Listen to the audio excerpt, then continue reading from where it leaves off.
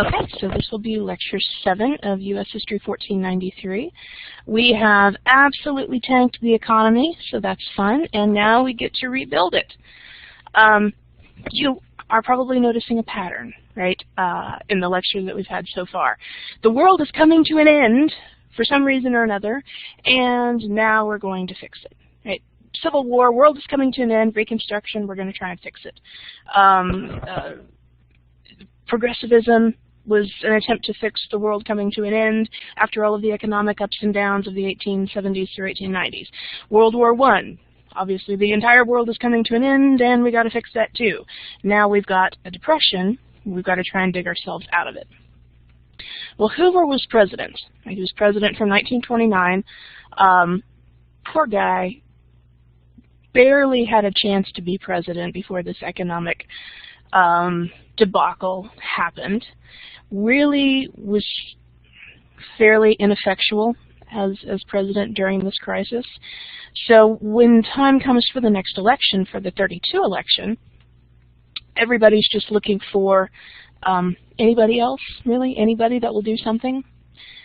The Democrats nominated Franklin Delano Roosevelt. Franklin Roosevelt, was a cousin of former President Teddy Roosevelt. And when he accepted the Democratic nomination for president, Roosevelt gave this big speech promising a New Deal for the American people. But if you read that speech, it's actually extremely vague on exactly what that New Deal is supposed to be. And largely that's because he didn't really know. FDR said that the government had a responsibility to guarantee that every man has a right to make a comfortable living. But he also wanted to keep the federal budget nice and balanced. He criticized President Hoover for spending too much on the Hoover Dam project, which, as you'll recall, Hoover waited a really long time before he tried anything. And the Public Works project was probably the most successful thing that he did. But Americans were desperate for new leadership. They wanted somebody who wouldn't just say, it'll work itself out. And that's FDR. FDR won 43 out of the 48 states. Now, every part of the world was affected by the Depression, but not all countries felt it the same way, and not all countries reacted the same way. Like in the United States, we went slightly more toward what we would consider liberal. But in Great Britain and in France, they both went a little more toward the conservative end. They were less concerned with relieving suffering and more concerned with keeping public order. You know, we had threats of riots, they had threats of riots. Our response to that was, well, we got to help these poor folks, and their response was, we got to make sure they can't riot. In Germany, similar thing. Adolf Hitler took office as Chancellor of Germany. He was elected Chancellor of Germany. Took office in 1933, promising that he would fix the problems of Germany's economy. And of course, as soon as he took office, he established one of the most brutal dictatorships in history, banned all political opposition, launched a reign of terror against German Jews, against many other people that he blamed for Germany's economic problems. In the Soviet Union, they had another tyrant. This would be a leftist tyrant, Joseph Stalin.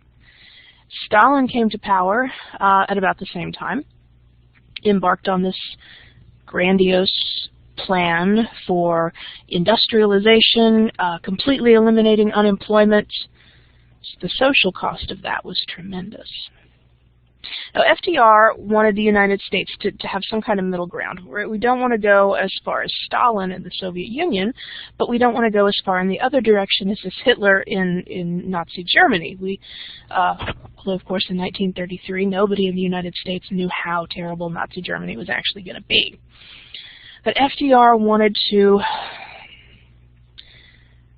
find a way to make democracy work with individual liberty and work also with financial planning, and make sure that it is done within the framework of the U.S. Constitution.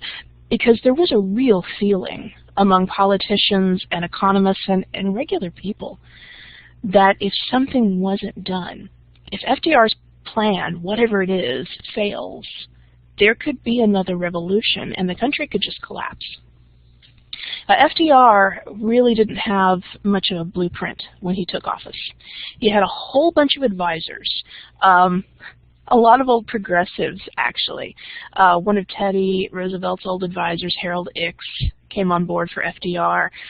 Supreme Court Justice Louis Brandeis, you know, an old progressive. Frances Perkins, she had gotten her training at Hull House, and FDR appointed her as the Secretary of Labor. She was the first woman ever to hold a cabinet position. So FDR's got all these old progressives, social workers and intellectuals, and they've all got different ideas on what needs to be done. And Roosevelt's response to most of them is, okay, let's do it. And that's really sort of the essence of the first New Deal. The first New Deal is this whole flurry of programs and policies and government activity, emergency stuff, that happened in 1933, 1934. Basically, by the beginning of 35, it's died out. But that's what we're trying there. The first New Deal is essentially, yeah, okay, let's try that. There is an emergency in the country, something has to be done, or the United States will literally not survive, so let's try everything. FDR's advisors often disagreed with each other. Brandeis very firmly blamed the corporations for the Depression. Keeping prices high, they kept wages low, which meant that consumers can't buy things. And we were so unbelievably dependent on a consumer economy that if consumers can't buy, the economy will not recover. Brandeis said that the government should just take over those corporations. Don't even bother trying to regulate them anymore. Just go in, take them over. A lot of other advisors said, that's a little too Soviet Union-ish. So what we need to do is manage the economy, regulate the corporations, but we believe that they are necessary for the modern economy. So for the first New Deal, it's really Roosevelt's kind of trying everything, all of these different ideas, these different tactics to just fix what's happening. When he took office in March of '33, Roosevelt said, "The nation asks for action and action now." And the first thing that he had to do was deal with a banking system that is not even on the verge of collapse anymore, but has actually collapsed. You know, money that was invested in the stock market, of course, lost value tremendously, not just in that first crash, but continuing over the next 4 years. And folks panicked, and they pulled their savings out of the banks. Because back then, it was totally legal for banks to take money that you had deposited into your checking account, into your savings account, take it out and invest it in the stock market, and then you go back to your savings account and it's not there anymore. And so people were like, okay, we've got to get our money out. It's safer in the mattress, right? It's safer buried in a mason jar in the backyard than it is in a bank. And by March of '33, over half of the states had suspended banking. People were not allowed to have access to the money that they had left in their bank accounts, which, what do you do if you lost your job and you can't pay your rent and you had some savings, but now you can't get to it? Well, FDR pulled Congress into an emergency session, which is what this cartoon shows, and he declared a banking holiday. Temporarily halted all banking and collections activities in the country, which means, yeah, you can't access your money, but on the other hand, no creditors can come calling for you while this bank holiday is on. And then he pulled Congress into this special session, and they very quickly rushed to pass the Emergency Banking Act. And that was this giant booster shot of federal money into banks that were in danger of collapsing. And then they started passing laws that just completely transformed the American banking system. The Glass-Steagall Act was probably the most important and long-lasting. of those. The Glass-Steagall Act said commercial banks cannot buy and sell stock. They can't take money out of your savings account and invest it. Your deposit accounts are supposed to be safe. Now, that law, that clause in the Glass-Steagall Act, stopped a lot of the irresponsible practices that had caused the stock market crash. It remained law for all financial institutions in the United States until the mid-1980s. In the mid-1980s, savings and loan companies were exempted from that. And then along about 88, 89, massive savings and loan collapse. Who would have guessed? Other official commercial banks remained subject to that clause until 1999. And in 99, that clause of the Glass-Steagall Act was repealed for all financial institutions. And look, 8 years afterwards, another financial crisis linked to irresponsible banking. What a coincidence. The Glass-Steagall Act also established the FDIC, the Federal Deposit Insurance Corporation, which insures your checking and savings account, your deposit accounts. You go to the bank and you go up to the teller window or you go through the drive-thru, and they've always got this little sticker with a little FDIC sticker that says all accounts insured up to, is it $250,000 today? It used to be 100,000, but I think they've increased it since then. So the Glass-Steagall Act, certainly that clause of it, is something that still affects the United States. All of the Glass-Steagall Act had an effect on modern America, but we still have the FDIC to insure our money. FDR also took the United States off the gold standard, which meant that the government can issue more money to try and stimulate spending, which we still try to do from time to time. These banking reforms helped to rescue the financial system. Between 1929 and 1933, about 5,000 banks had failed, lost tens of millions of dollars for regular Americans. But after the passage of Glass-Steagall from 1933 until the savings and loan exemption in the 1980s, fewer than 200 total banks failed. The Emergency Banking Act was just the first of this whole sort of panicked flurry of new laws passed during the first 3 months of Roosevelt's administration, which today we call the 100 days. And today, every time a new president takes office, the media is like breathlessly waiting for what's he going to do in his 100 days? What will be the legacy of his 100 days? And that comes from FDR, because in his first 100 days, he did a whole bunch of crap. FDR kind of used the sense of crisis and the momentum of his campaign to pass a lot of laws and create a lot of programs very, very quickly. He got Congress to pass a lot of new agencies, which in turn created more jobs. But it was a very fast, very shocking, I think, in some ways, expansion of government. It kind of freaked some folks out. The centerpiece of FDR's first New Deal, his plan for some emergency relief to fight off the Depression, was the National Recovery Act. The NRA, in many ways, was modeled off of those agencies that we'd had back during World War I, like the War Industries Board. The National Recovery Act was supposed to be this partnership between business and government. The National Recovery Act had this administration, the National Recovery Administration, which worked with different groups of industry leaders. They would set standards for production, they would set prices, they would regulate working conditions, all of which would normally be violations of the antitrust laws. The Sherman Antitrust Act was about keeping businesses, stopping them from price fixing and production fixing and things like that. But under the circumstances, the government was willing to suspend that a little bit, get these competitors working together to try and kick wages back up, make sure that we could start selling to consumers again. And the NRA reflected how the United States, even right from the very beginning of the New Deal, was changing our understanding of freedom.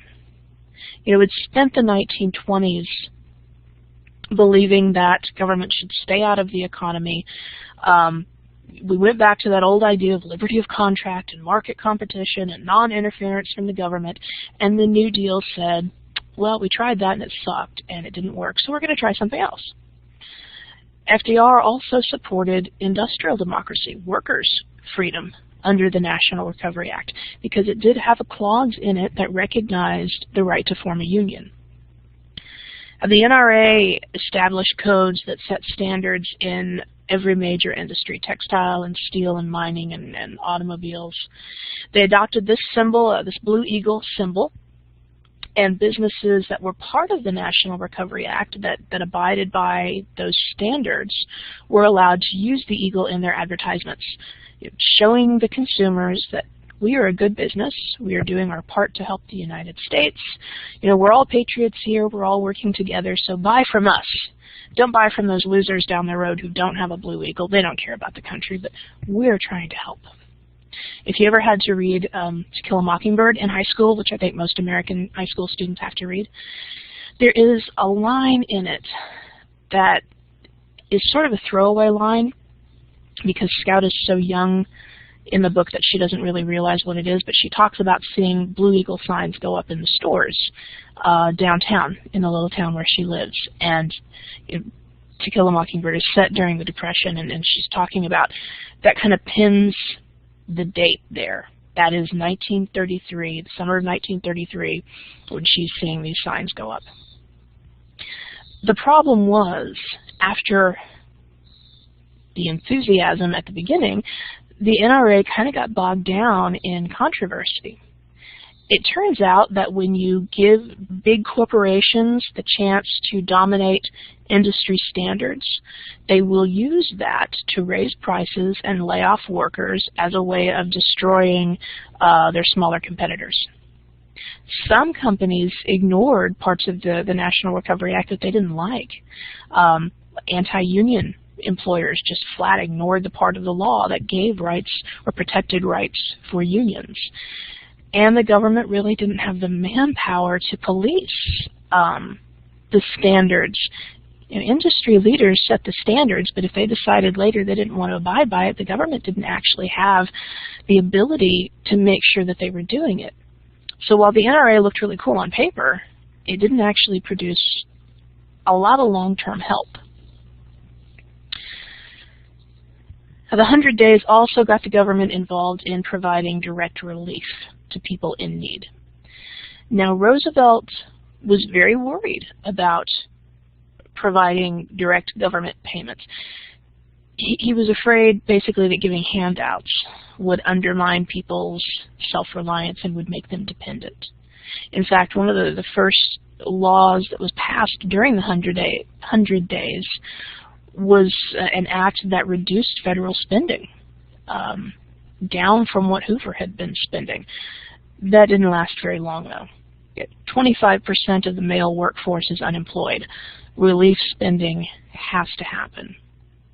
In May of '33, Congress created FERA, the Federal Emergency Relief Administration, and that gave block grants, basically, to local agencies.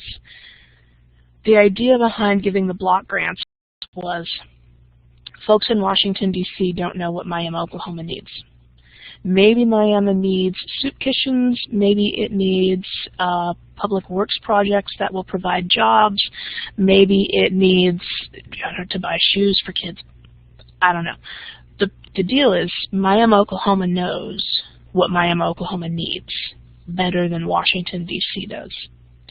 So instead of creating a program to do some kind of relief thing that may or may not actually be needed in every community, Washington will give these block grants of money to local agencies and say, all right, you know what your community needs, you spend it the way it looks best. Eventually, though, FDR is going to have to get in the business of creating jobs. He seemed to think that creating jobs was the best way to fight off unemployment. Who would guess that? Now, Congress established the Civilian Conservation Corps, the CCC. And that gave unemployed young men jobs working in flood control and forest preservation and things like that. Building national parks and state parks. Like there's a park down in Arkansas that I love going hiking at called Pettigene. It's the oldest state park in Arkansas. It's absolutely beautiful. And the lodge and the overlook there was built by the Civilian Conservation Corps. Laid those flagstones by hand. By the time this particular program ended in 1942, more than 3 million people had passed through the CCC camps. Nobody got rich off of it, but they did get wages of about $30 a month, which you could survive on that. Now, one section of the National Industrial Recovery Act created the Public Works Administration, the PWA. That had quite a lot of money involved, a lot of funding involved. The PWA built roads and schools and hospitals and other facilities, like the Triborough Bridge up in New York City. They built that. And if you've ever been to Miami, Florida, the overseas highway, you can drive over the ocean from Miami, Florida to Key West. That was built by the Public Works Administration. They also created the Civil Works Administration. Within 2 months, the CWA had 4 million employees building courthouses and airports. But the cost was spinning a little bit out of control. We've got the CCC, we've got the PWA, we've got the CWA, we've got this and we've got that, and people were complaining. They were saying that the New Deal was creating a class of Americans that were dependent on government jobs. Now, mind you, it's been 6 months since Roosevelt took office, which is probably not long enough to create a class of anything. And most of the people who were doing the complaining were corporate leaders who either were not offering jobs at all or were offering jobs only at starvation wages. So you might be forgiven for suspecting that they were just mad that Roosevelt was taking away their cheap labor. Nonetheless, Roosevelt ended the Civil Works Administration after these complaints. Now, some New Deal public works programs weren't just about economic relief. Some of them were aimed at transforming the entire economy. Probably the biggest of those was the Tennessee Valley Authority, the TVA. It was another part of the 100 Days, another one of those early programs. It was meant to create jobs, and it was also meant to provide electrical power. The TVA built a series of dams along the Tennessee River to prevent floods, to prevent deforestation, and to provide cheap hydroelectric power for homes and factories. The folks living along the Tennessee Valley, it goes through about 7 states. It's this gigantic region. Most of those families were still very much living in isolation. A lot of them still in log cabins. They don't really have access to the consumer marketplace. They don't buy radios, and they don't buy cars, and they don't buy washing machines, in part because they don't have the money to do it, and in part because they don't have the electricity to run a lot of those consumer products. And even if they had access to electricity, they couldn't afford it because they don't have the money. The TVA fixed all of those things. The TVA provided jobs for mostly the men, some women, but mostly men, working in that, living in that region, which means that they're bringing home money, which means they can afford to buy consumer products. Plus, now they've got the electricity to use the consumer products. So the Tennessee Valley helps to perk up the economy. Consumers are buying home products, which was so much the backbone of the U.S. economy. They're now able to be part of it. The TVA still exists. It's still kind of a leader in clean energy research. Another part of the 100 Days was meant to help American farmers who, you remember, have been suffering since the early 1920s, really. One of the programs was a Farm Mortgage Act. And the little cartoon here kind of illustrates that. You know, families had been losing their farms throughout the 1920s. It gets worse in the 1930s. They'd mortgage their land just to survive, and then when the crop prices kept falling, they couldn't pay it off and they were losing the land. Well, the Mortgage Insurance Act was supposed to step in and give some federal money to protect those farms. They also passed the Agricultural Adjustment Act.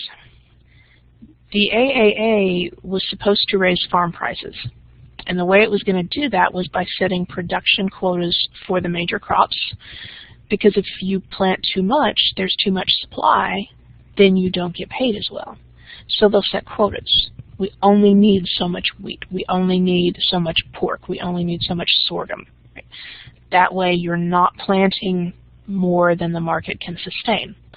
And then the government will pay farmers to not plant more than the quota. The problem, the first big problem and the first reason for major criticism was this act was passed after a lot of crops had already been planted and crops in the field were destroyed.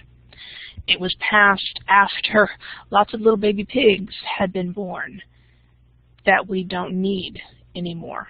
We've got a quota on that. We've got a limit of how many pigs we need in the economic system, and 6 million of them were slaughtered as part of this policy.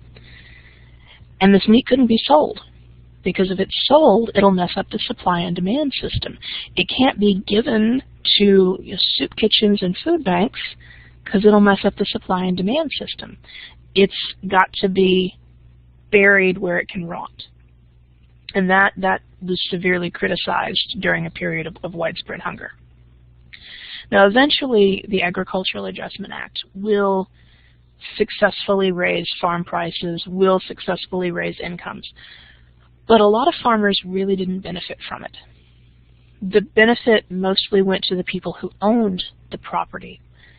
But in large sections of the country, the people who worked the land were not the people who owned the land. If you're a sharecropper or just a farm worker, this doesn't benefit you.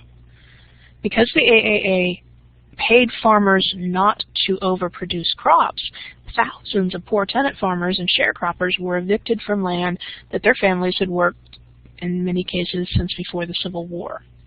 Many of them left the rural areas entirely, moved to the cities, tried to go to the West Coast. And in 1930, it just got worse. A period of unusually dry weather started in the plains, and that made the impact of the Depression even worse on rural farmers.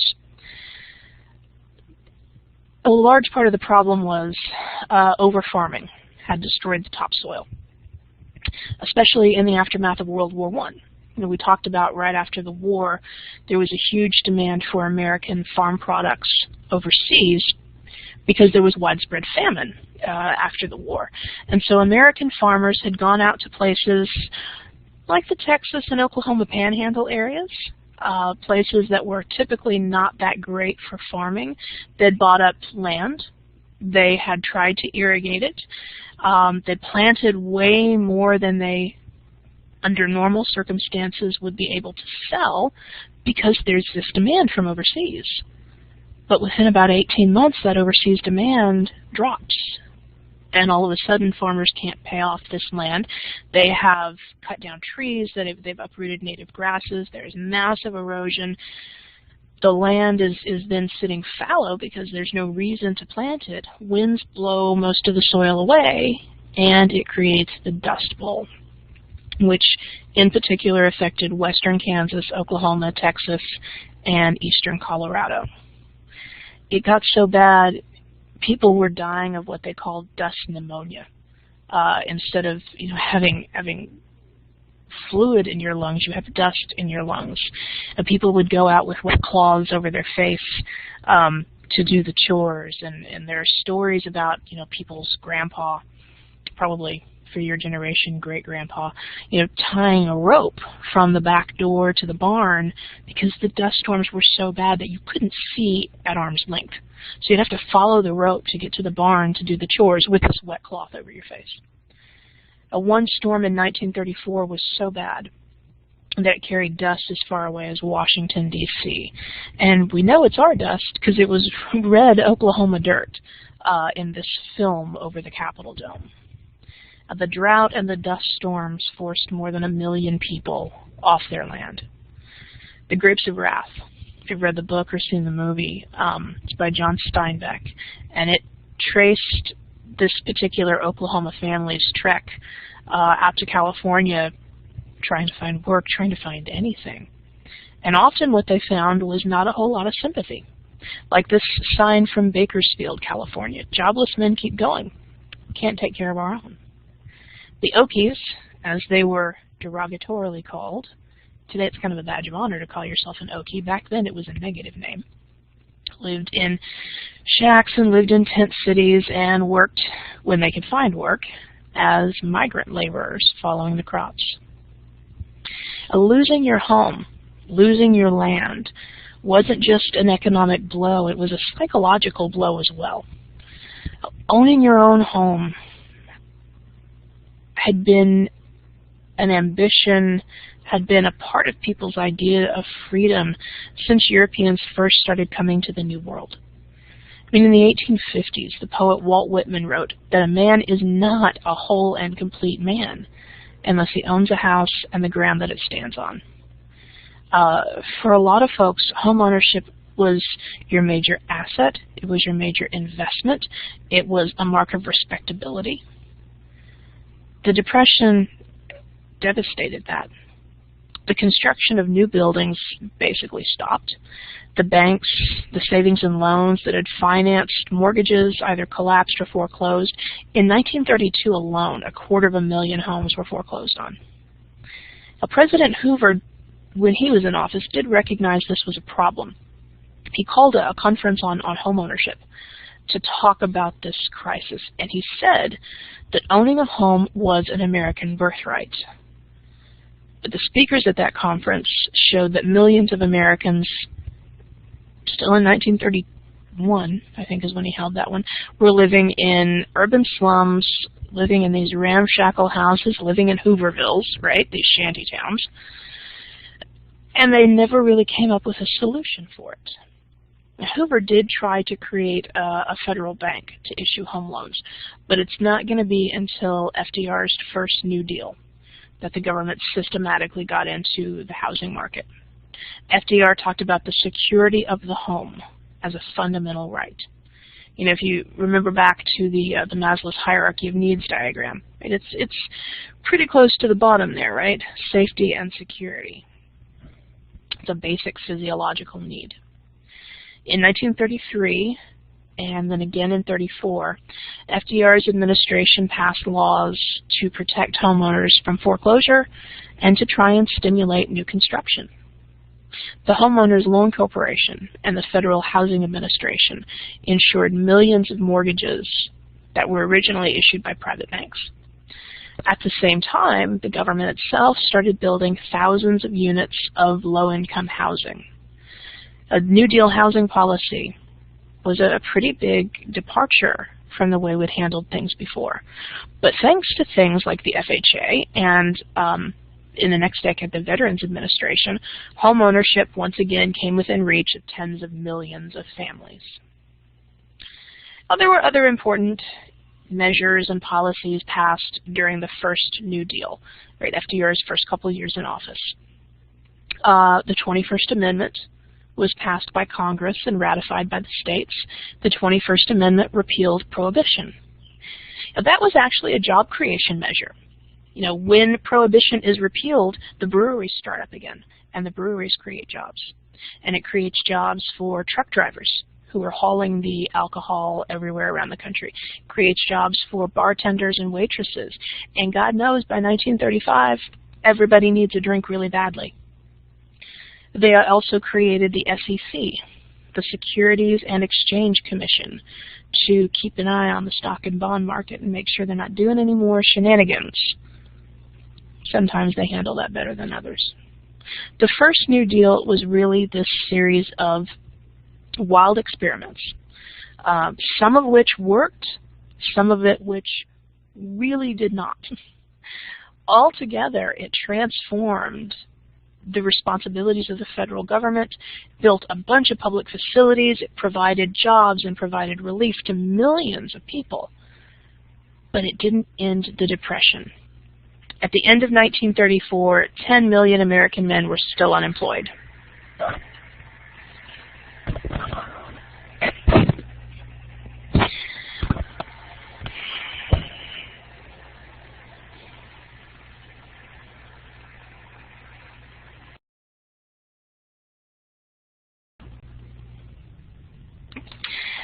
And then the courts got involved.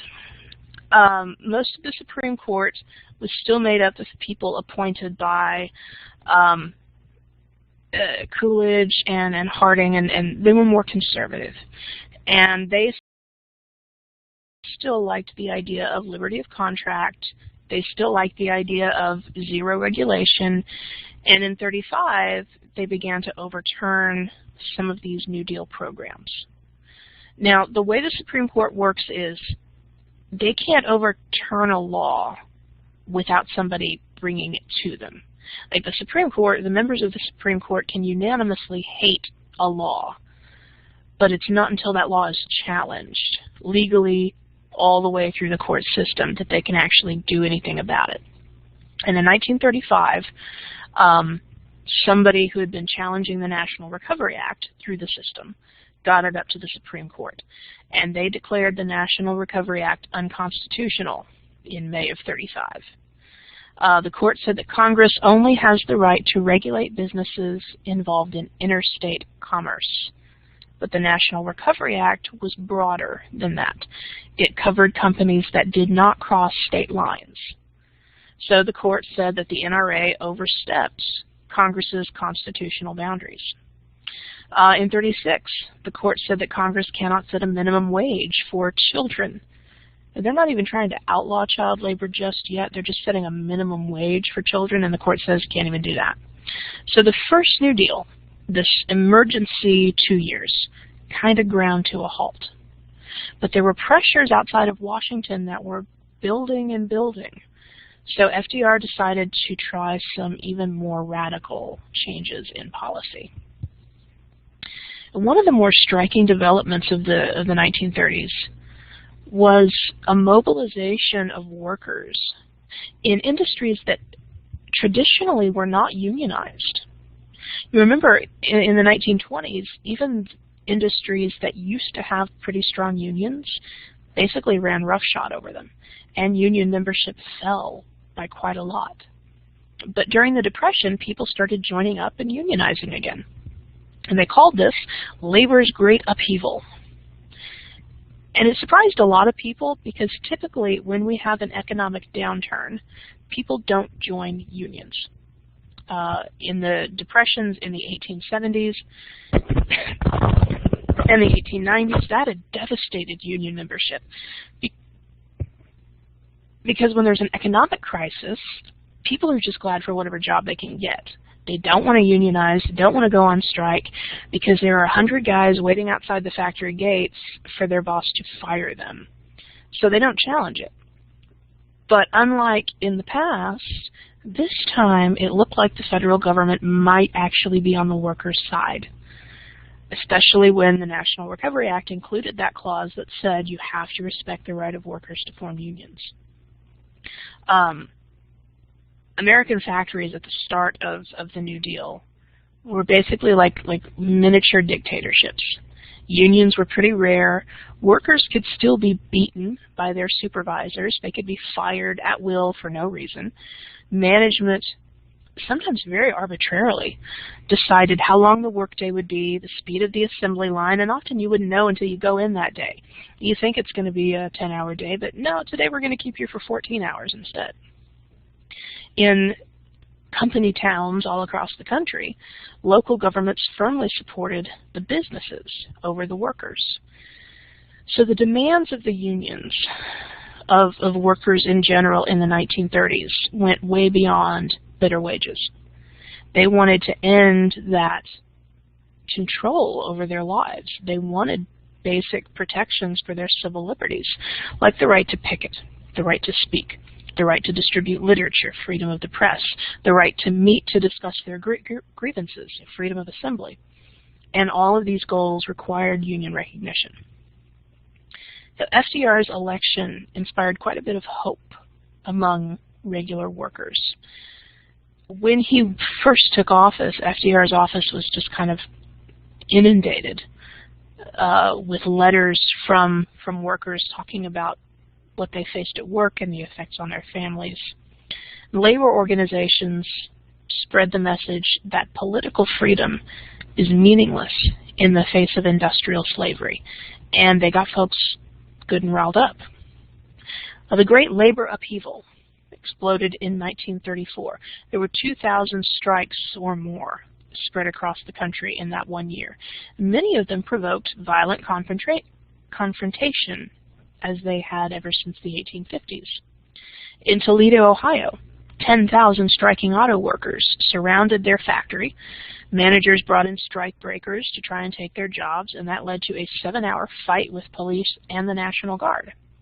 Up in Minneapolis, where corporations basically controlled the city government, a 4-month strike led to pitched battles in the streets, and the governor of Minnesota declaring martial law. The first general strike since 1919 happened in San Francisco. Dock workers walked out to demand union recognition and to demand an end to the hiring system that was used on the docks. It was called the shape-up system. And what would happen is you'd get up before the crack of dawn, and you would go to the docks and wait until somebody offered you a job. But you had no contracts, you had no guaranteed employment, there was no way to know if that day you'll have work or if that day you'll starve. And if you ticked somebody off, you're never going to work on the docks in San Francisco again. And most port cities had systems like that. So you didn't know from day to day if you'd be able to eat or not. Now, all of this labor activity created something of a challenge for the American Federation of Labor. Now, you remember, this is the union that really only wanted skilled workers, really didn't want to mess with anybody outside of that. They'd never tried, never really wanted to try to organize across the board. Well, in 1934, 30 AFL members got together to create a union for unskilled industrial workers. And that led to the Congress of Industrial Organizations, or the CIO. And the goal of the CIO was to create small unions in each industry that would guarantee industrial democracy for all workers, not just the skilled ones. And in 1936, one of the CIO's brand new baby unions, the United Auto Workers, unveiled a new tactic, the sit-down strike. See, usually in a strike, you walk out of the plant, but then management can bring in strike breakers to operate the machinery. In a sit-down strike, you don't leave. You sit down at your post. There is no room for a strike breaker to come in unless they physically drag you out first. And it's a lot more intimidating for the scabs to walk in and see the regular employees glaring at them. In United Auto Workers' first sit-down strike, 7,000 General Motors workers took control of the plant up in Cleveland, and the sit-downs spread to the GM plant in Flint, Michigan as well, which was the center of the auto industry. Now, the governor of Michigan was elected by promising to support the unions, and he's got no intention of using force against the strikers. When the local police tried to storm the Flint plants, the workers fought them off. And the strikers showed not just solidarity, but quite a bit of foresight and common sense. They wanted to make sure that nobody could point at them the way they had after things like Haymarket and say, oh, all union members are violent thugs. They don't want anybody to be able to use this strike as an excuse to attack unions. So they're very careful about how they handle it. They kept the plant clean. They kept the machinery oiled. They had an assembly that settled disputes among these workers. There are thousands of people inside this plant, living in this plant, taking part in this strike. So they've got this assembly to settle any problems. They've got a rota set up for who's cooking the meals. Their wives would bring in groceries from the market for them to cook, and everybody took their turn. They kept it very well organized. They kept it very peaceful, and that way nobody could use them as a bad example. After 2 months, GM finally agreed to negotiate with the union. And by the end of '37, United Auto Workers had 400,000 members. Now, that victory in the auto industry shocked a lot of folks. The auto industry, in many ways, had developed on a large scale after the heyday of the big union fights. The auto industry becomes really, really big in the 1920s when unions are nothing, basically. So the auto industry had never so much had to deal with the unions. Now they do. And other industries that used to be able to trample on their workers are like, God, maybe we're going to have to deal with them now too. Like steelworkers. Steelworkers never had much success with unionization, especially after Homestead. And U.S. Steel was one of the strongest anti-union corporations in the world. But after the success at the General Motors strike, and because obviously the feds are prepared to support labor, in 1937, U.S. Steel agreed to recognize the Steelworkers Union. Between 1930 and 1940, union membership more than doubled. One guy said that his union let him and his co-workers go talk to their bosses like men instead of like slaves. Unions began to get the right to have a voice in management, setting the pace of work, getting grievance procedures, getting seniority systems. And the CIO unions really helped to stabilize what had been a nasty, chaotic, potentially revolutionary environment. And it also offered their members a sense of dignity and a sense of democracy. Now, this labor upheaval changed the balance of economic power. The AFL, the American Federation of Labor, traditionally was hostile to government intervention. They wanted to go and work things out directly with the owners. But the CIO said, hey, if the owners aren't going to listen, we are more than happy to let the government step in on our side. And the CIO really helped to create a very ambitious plan to try and protect regular working Americans from this kind of economic insecurity. Help come up with a plan for the federal government to support things like housing and health care and old age insurance. And the CIO in particular built on the idea that prosperity is created by supporting an American standard of living and access to mass consumption. Build up the consumer base once again. But you can't build up the consumer base if people are not making enough money to let them buy consumer products. A CIO leader said that many workers, or most workers at this point, did not earn enough money to create a demand for the products that they were making.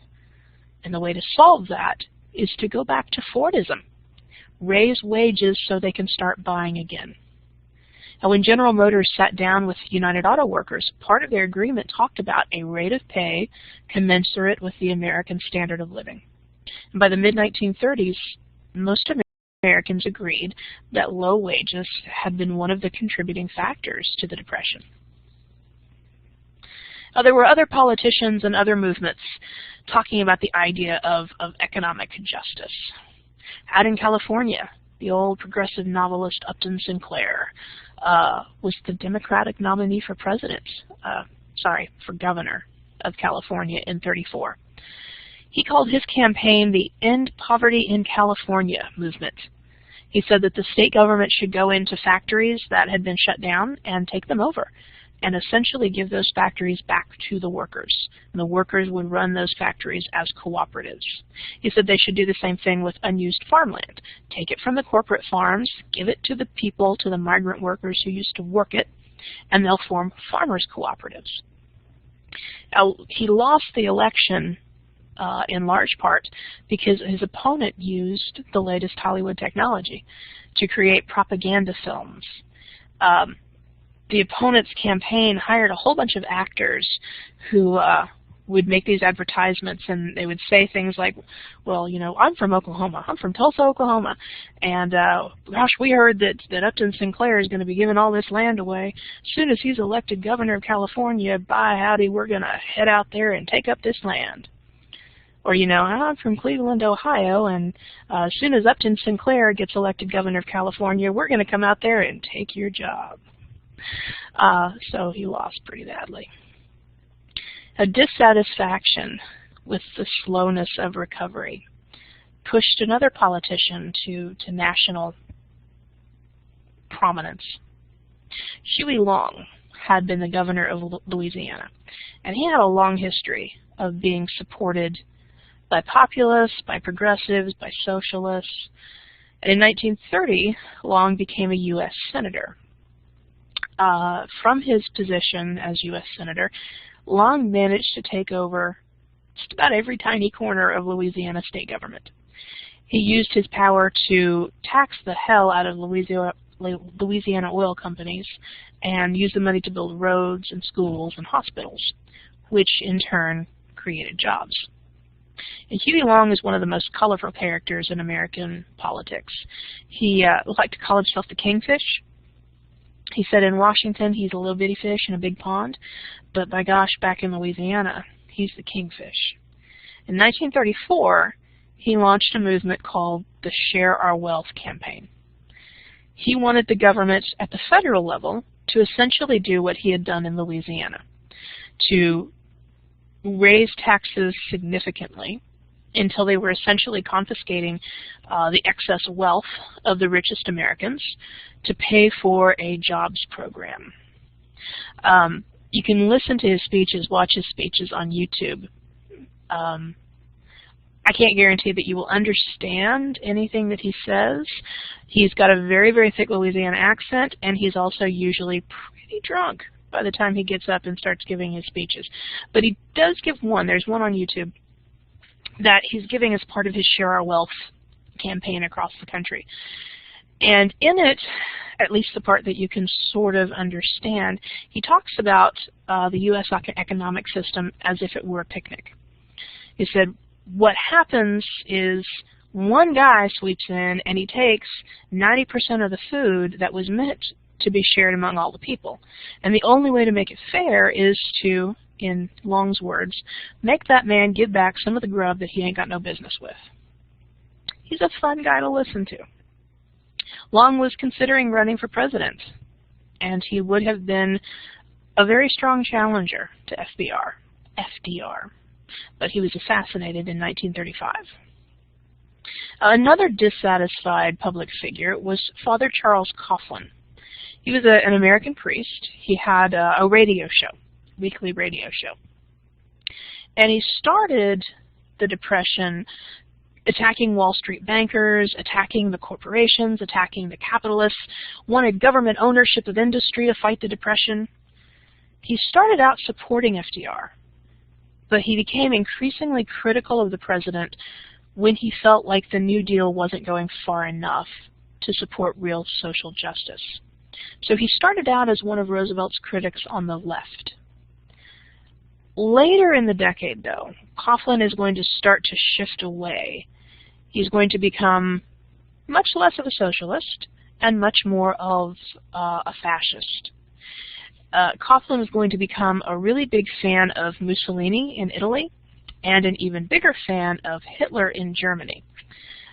And whereas he started out criticizing the bankers for their corruption, Wall Street for its shenanigans, by the end of the 1930s he's going to be criticizing specifically Jewish bankers and Jewish financiers and blaming the problem not on systemic corruption but on problems caused by Jews. So he's going to end up much more a right-wing critic of Roosevelt. The rise of Coughlin and Long and the CIO and labor's great upheaval helped to spark the second New Deal.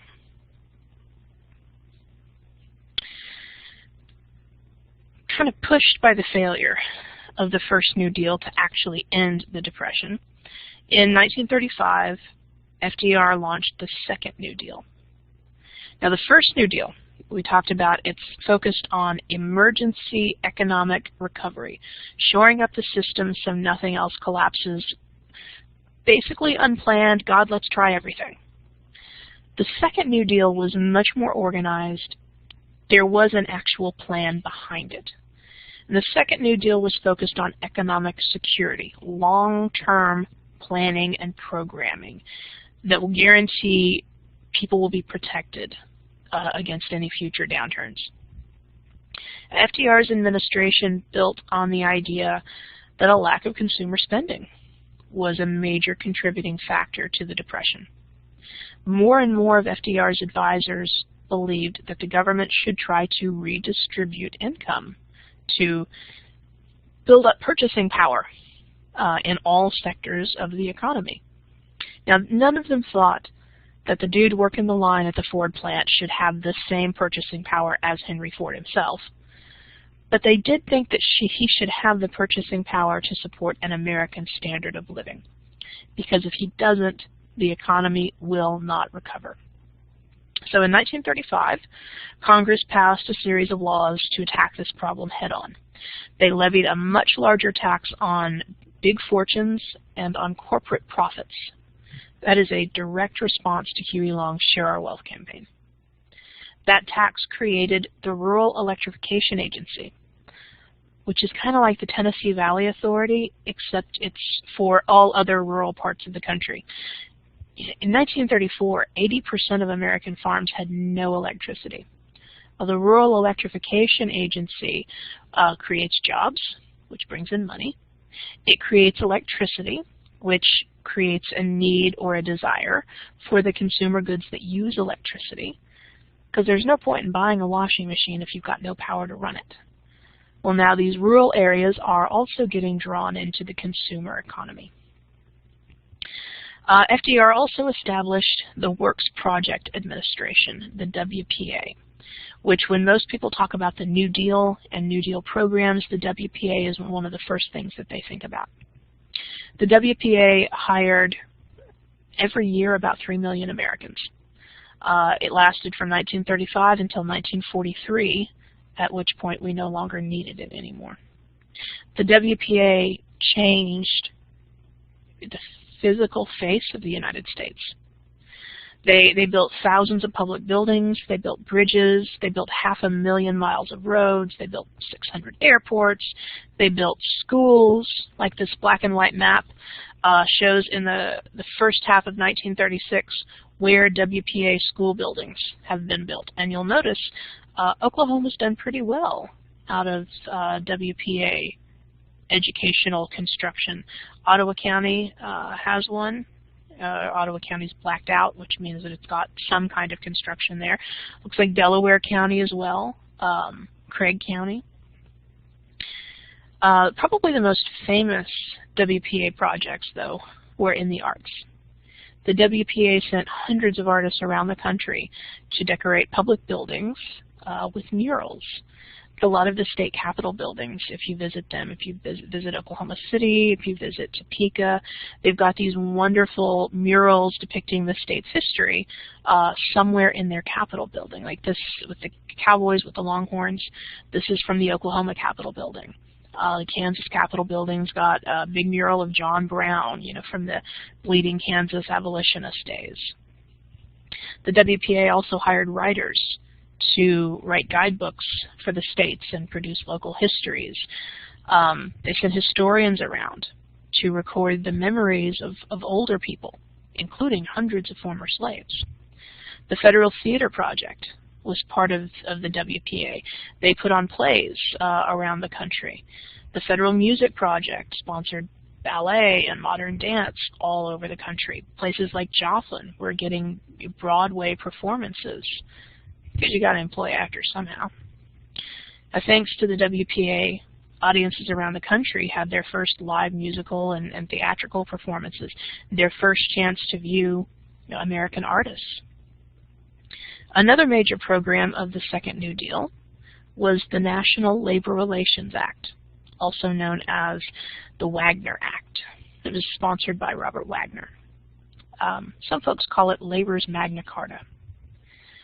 The Wagner Act empowered a government agency to supervise union elections. Employees vote first off whether or not they want a union in their workplace, and then they vote for union representation. And the Wagner Act was supposed to make sure that everything was handled freely and fairly. It also outlawed unfair labor practices, like firing people just for talking about a union. Now, the main sponsor of the bill, Robert Wagner from New York, told the Senate that the ability of workers to pool their strength represented the next step in American freedom. And he also said that unionization, higher wages, will help the economic recovery by building up purchasing power. At the centerpiece of the Second New Deal was the Social Security Act of 1935, something that we are so used to now that we don't even think of it as being a New Deal program. It's just something that most people who are alive today have always known. The Social Security Act was a part of FDR's belief that the government had a responsibility for all citizens. It created a system of unemployment insurance, old age pensions, aid to the disabled, aid to the elderly poor, aid to families with dependent children, everybody that got hit really hard. Now, most of these are not brand new ideas. You know, if you go back and read the Progressive Platform from 1912, it had called for old age pensions, assistance to families, poor families with kids. Comes from the mother's pensions that the maternalist reformers had wanted. A lot of European countries already had national unemployment insurance. What was new, though, for the United States was that in the name of long-term economic stability, the American government will not just supervise temporary relief, but a permanent social insurance system. Now, the Social Security Act launched the American version of the welfare state. And I know in the 21st century, we use the word welfare state in a very negative way. What it means at its base is looking out for the welfare of your citizens, which the Constitution says is a responsibility of Congress to provide for the general welfare. The American welfare state was a huge change from any previous government policy. But compared to the programs in various European countries, ours has always been much more decentralized. It's usually handled on the state level instead of the federal level, and there's much lower levels of public spending. Usually covers a lot fewer citizens as well. Now, some New Dealers, some of Roosevelt's advisors, wanted a program handled entirely at the federal level that would be funded by taxes shared between all citizens. But Frances Perkins, she's the Secretary of Labor, she in particular wanted Social Security programs to be shared between feds and state and local governments. And she also thought that workers should contribute directly to their own benefits. She believed that if you pay out of your own paycheck to your Social Security benefits, then when you need it, it doesn't feel like a handout. That you have paid into this. You've saved this up, essentially, through the government. You have earned it. You are getting what is due to you. And she was very afraid, and she persuaded FDR, that if it was a tax on everybody equally, then it would feel too much like a handout and people would not use it. So as a result, the different Social Security programs are this kind of weird hybrid of national and local funding and control and eligibility. Old age pensions. When we use the term Social Security, that's usually what we think of. Grandma's pension. That's administered nationally, but it's paid for by taxes on specific employees and employers. Those taxes also pay for unemployment insurance, but the states are the ones that have most control over the level of benefits in unemployment. Direct poor relief is also handled mostly, well, today it's handled entirely by the states, but back then it was handled mostly by the states. With aid to dependent children was the program. And the eligibility and the level of payments varied considerably from place to place, and still today. We don't have aid to families with dependent children anymore. We have temporary aid to needy families, and it is handled entirely at the state level. And so Minnesota has one of the most flexible eligibility standards. Alabama, one of the least flexible. One of the problems with the original Social Security Act, though, was that agricultural workers and domestic workers were not covered at all. So if you were a farm worker, by law, you could not pay into the unemployment system. You could not pay into the pension system. And if you were a domestic servant, the same thing. You are legally not able to pay into this system, into the entitlement system. So if you get laid off, you've got nothing. The only thing you can get is, well, the handout parts, because legally you are not allowed to pay into the pension or the unemployment. Now, this is going to be fixed for agricultural workers within the next couple of decades, but it's still a problem for a lot of domestic workers. And even with its flaws, Social Security was this mind-boggling new concept that changed how people thought about the responsibility of government. The Second New Deal changed the relationship between the federal government and regular citizens. Before the 1930s, political debate revolved around whether or not the government would or should get involved in the economy. After the New Deal, that's not even a question. After the New Deal, the question becomes, how will the government intervene? That it will is not even a matter for question. In addition, the government took on the responsibility for guaranteeing a living wage for working Americans and protecting them, to some extent, against economic hardship.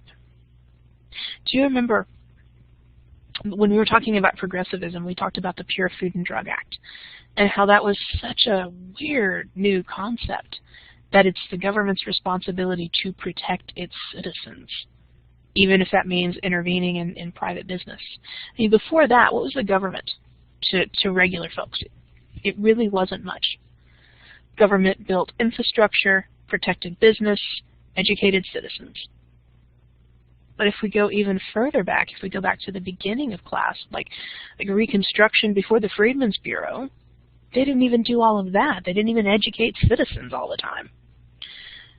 What was government to the average citizen then? Even less than it was in 1906. So are you starting to see the progression? How government, state and federal government, is starting to take on more responsibility to protect everybody.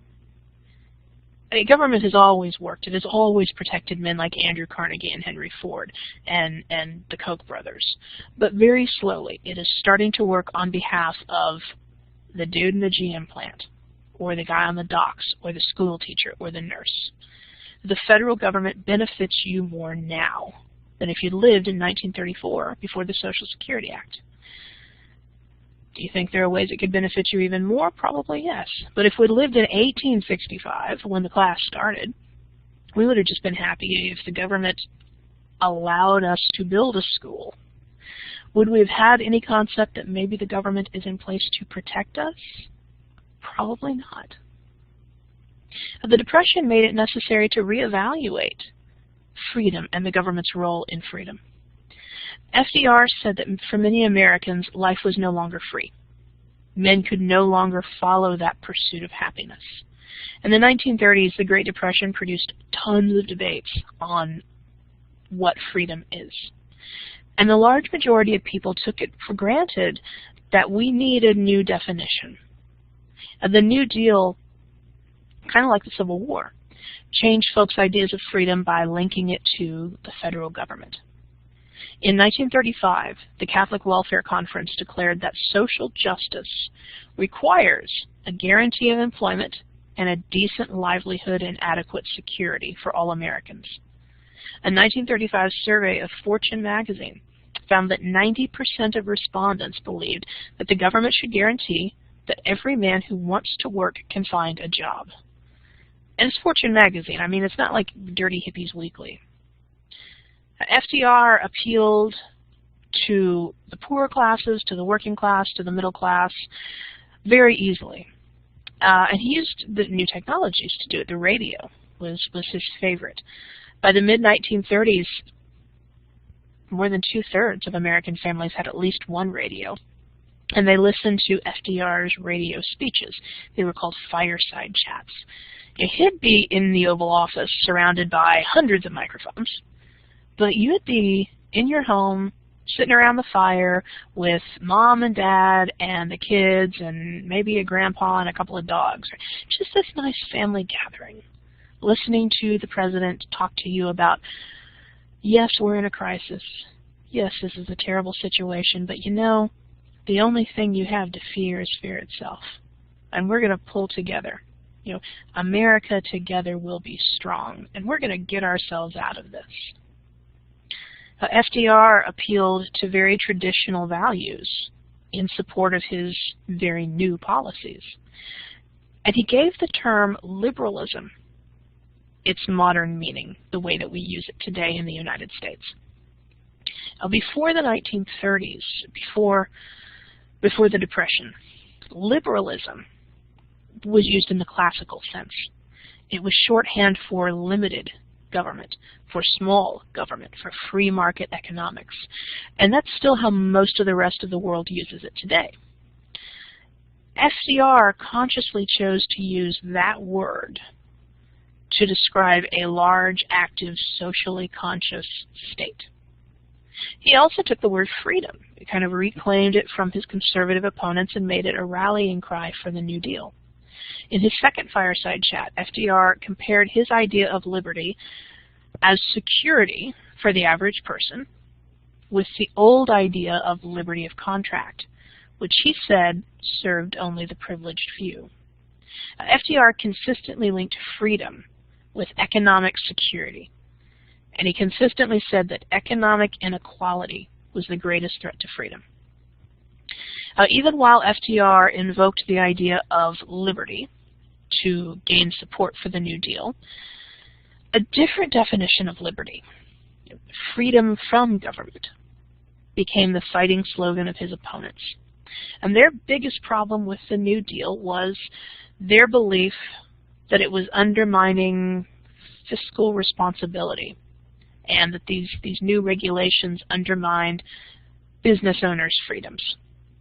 When Roosevelt's opponents came together, when his conservative businessmen and politicians came together to form an organization to oppose the New Deal, they called themselves the American Liberty League.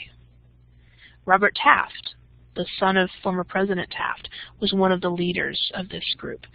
And Taft criticized FDR.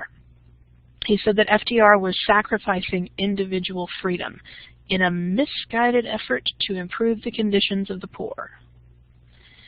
So it might make you wonder, well, it makes me wonder, whose individual freedom is Taft talking about?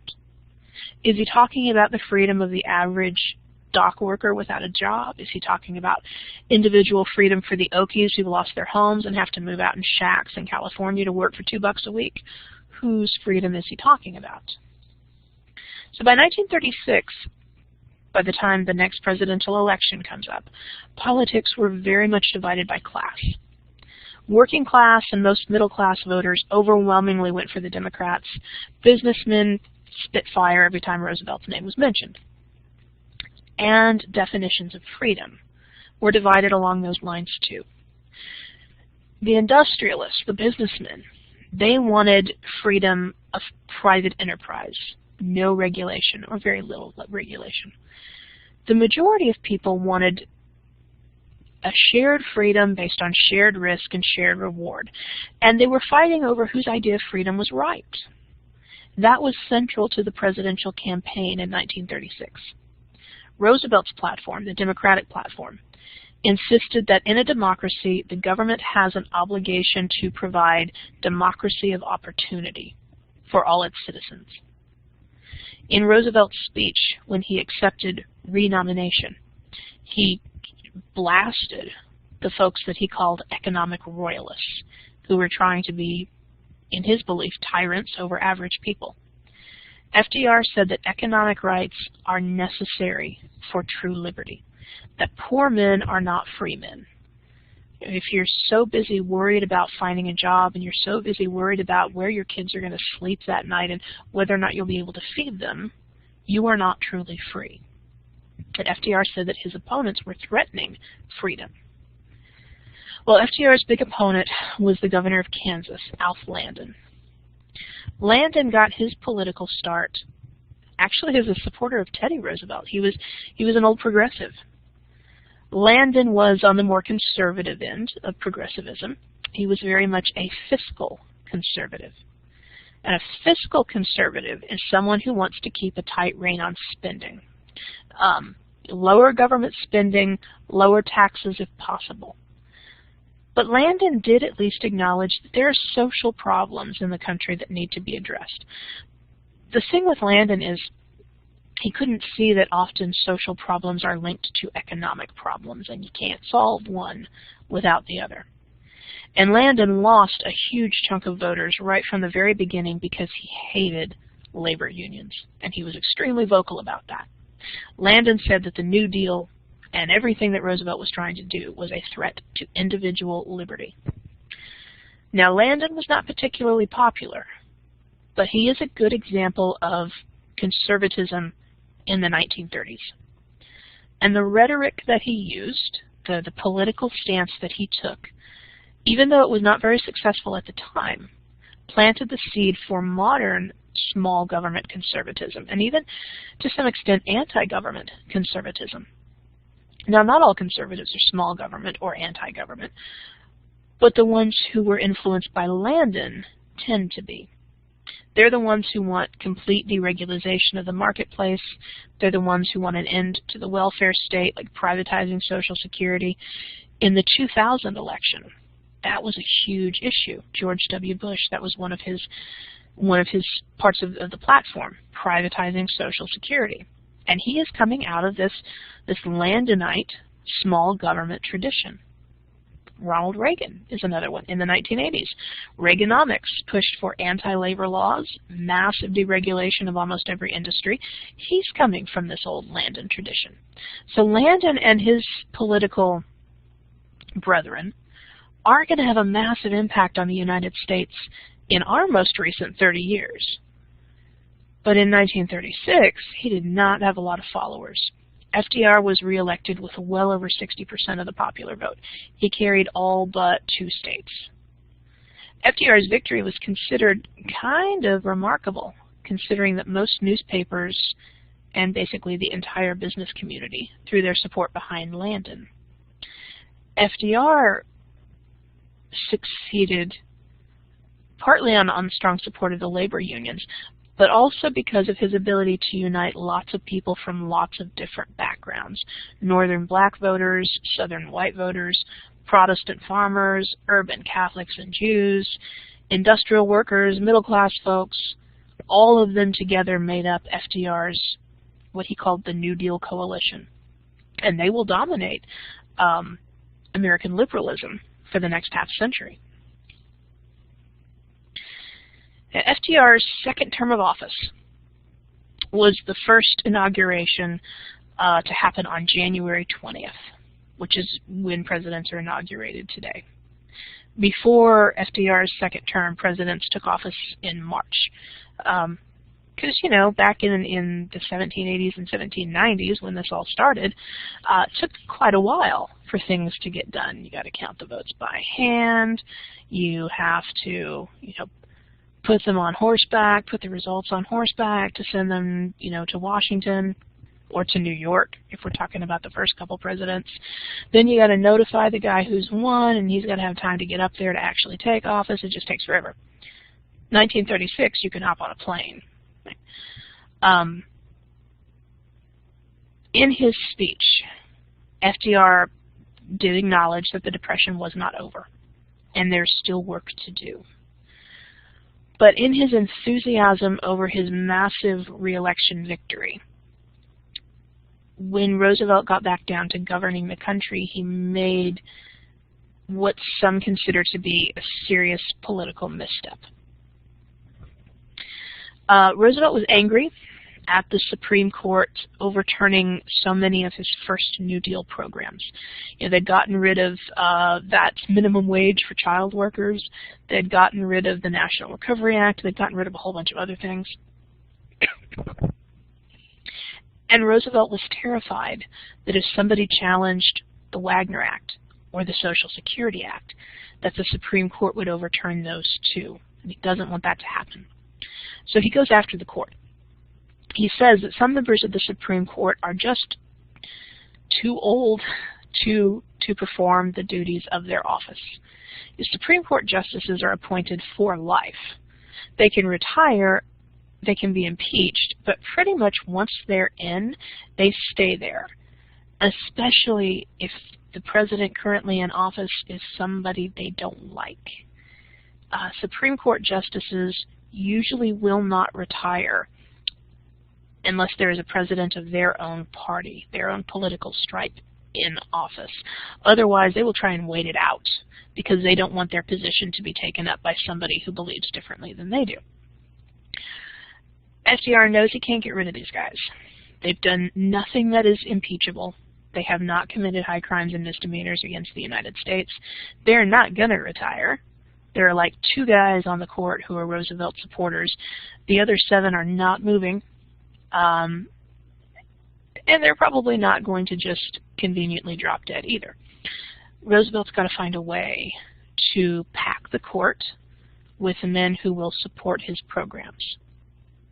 Now, we're used to the Supreme Court being 9 people. But constitutionally, it doesn't have to be.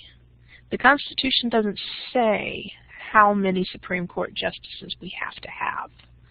And so Roosevelt said, okay, I can't make you guys leave, but I can bring in a whole bunch of younger people. He said that for every justice over the age of 70, he should be allowed to appoint a new member. And there were 6 justices over the age of 70, so that would have brought the total up from 9 to 15. And 8 of those would be his buddies. What he was aiming for was to change the balance of power in the court.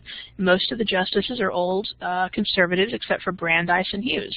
And FDR is afraid that they'll overturn his second New Deal just like they had the first one. But this stirred up a hornet's nest. People are saying that FDR is turning into a dictator. And, you know, constitutionally he can do it, but it is kind of a shady move. Even FDR's supporters on the courts, like Hughes, was saying, dude, no, you can't do this. I mean, you can, but it's a bad idea. Congress was kind of paralyzed. Congress is mostly Roosevelt supporters, but even they are saying this is too far. So the court stayed 9 basically really old men. But in a way, Roosevelt still won. The courts do pay attention to the elections, and the voters clearly stated that they preferred FDR and his New Deal policies. And the Supreme Court justices were very worried about what Roosevelt might try next. So, soon after FDR's landslide and his threat of court packing, many of the more conservative justices did a real about-face. All of a sudden, they are willing to uphold government regulation of business, even laws that 2 years earlier they had overturned. Like minimum wage laws. Less than a year before, they had overturned a minimum wage law. Now they're willing to support one. They supported the Social Security Act when that was challenged. They supported the Wagner Act. They said that federal government has the constitutional power to regulate wages, regulate working hours, regulate child labor, all sorts of other things. Now, the Chief Justice, that's Charles Evans Hughes, he was basically an FDR supporter. He was supportive enough of FDR to strongly advise him not to do anything stupid. And he announced kind of a new court definition of freedom. Hughes pointed out what we've been saying this whole time. The words liberty of contract don't appear anywhere in the Constitution. But liberty does.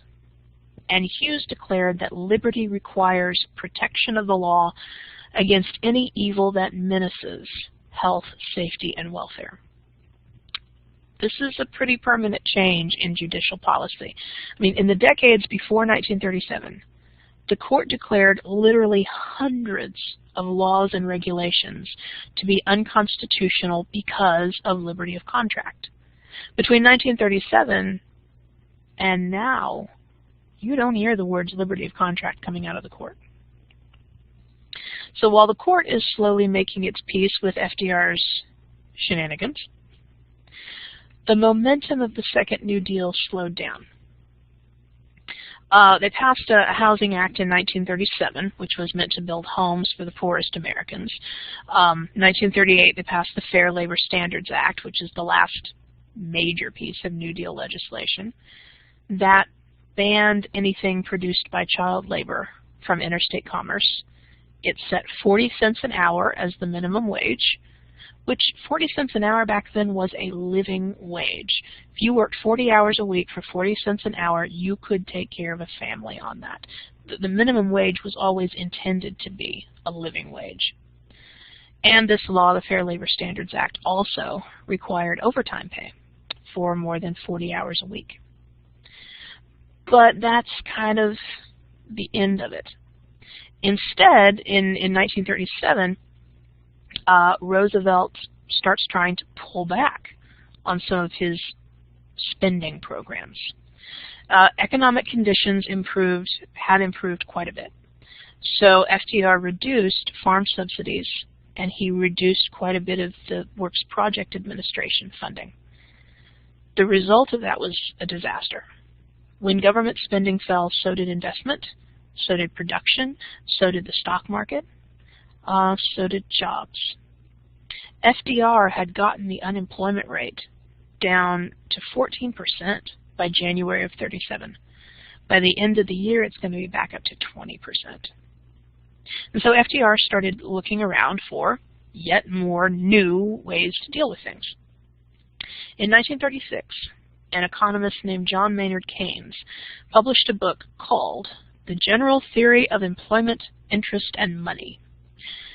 Keynes is a British economist, and he's writing specifically about the economic conditions in Great Britain during the 1930s. They're going through the Depression too. And his book challenged the traditional belief that the budget must always balance. You know, economists had said ever since there were economists that we've got to have, we, as in every country, needs to have a balanced budget. You cannot spend more than you bring in. And Keynes said that works just fine when the economy is on an even keel. When you're going through an emergency, that should be at the bottom of your priorities. Keynes said that during downturns, especially something as bad as this, large-scale government spending is necessary to stimulate the economy to get consumer purchasing back up. He said that the government should spend in an emergency, even if it causes a budget deficit. So that's today what we call Keynesian economics. So if you take an economics class, especially if you take a macro-ec class, there are lots of economic philosophies that call themselves Keynesian, and they all fight like a sack of weasels over which one is actually correct. But broadly, Keynesian theory is supposed to be a middle ground. It's not total hands-off laissez-faire capitalism, but it's not complete socialism, public ownership either.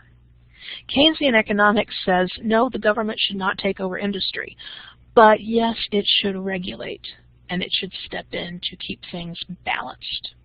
And we still use this. The bank bailouts in 2008, summer of 2008, that George W. Bush did, that is broadly Keynesian. Maybe not exactly what Keynes would have recommended in that situation, but broadly it is part of Keynesian theory. And FDR, after his little kerfuffle, decided to go with this. In April of 1938, he asked Congress for billions more dollars for farm aid and work relief. And by the end of the year, we'd gotten over that hump, we'd gotten over that immediate crisis. But the events of 37-38 marked a major shift in New Deal policy. You know, we'd spent the first New Deal on emergency economic recovery. We'd spent the second New Deal on redistribution, long-term planning. Now that's over.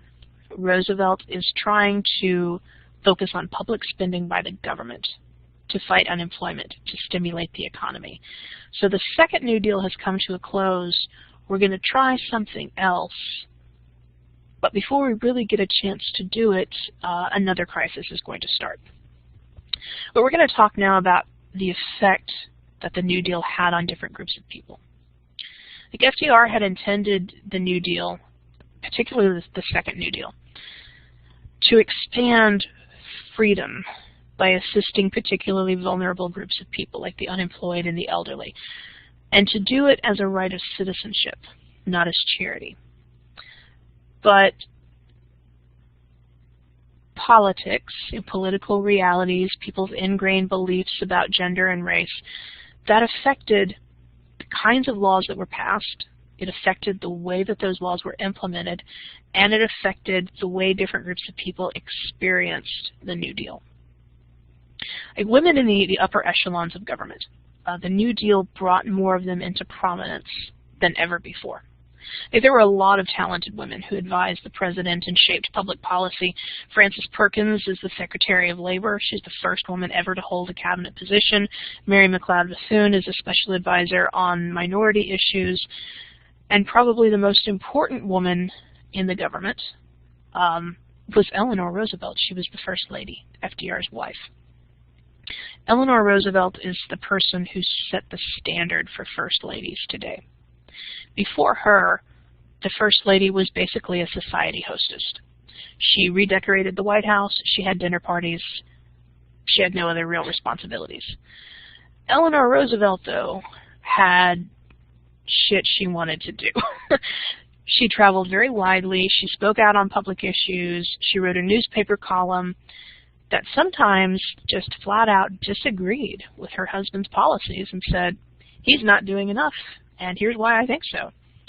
And she put a lot of effort into broadening the scope of the New Deal, particularly in areas that FDR just kind of didn't think about, like civil rights and labor law and women's rights. Today we expect our First Ladies to do things. Hillary Clinton, when she was First Lady, her big issue was health care. Then Laura Bush, her issue was literacy in libraries. And now Michelle Obama is healthy school lunches and childhood obesity. We expect our First Ladies to work. We didn't before Eleanor. So she's the one who changed that. The New Deal increased women's visibility in national politics, but organized women's rights groups kind of lost their political forcefulness. The Depression, particularly among working class women, hit really, really hard. It inspired a lot of demands for women to get out of the paid workforce so that a man can have that job instead.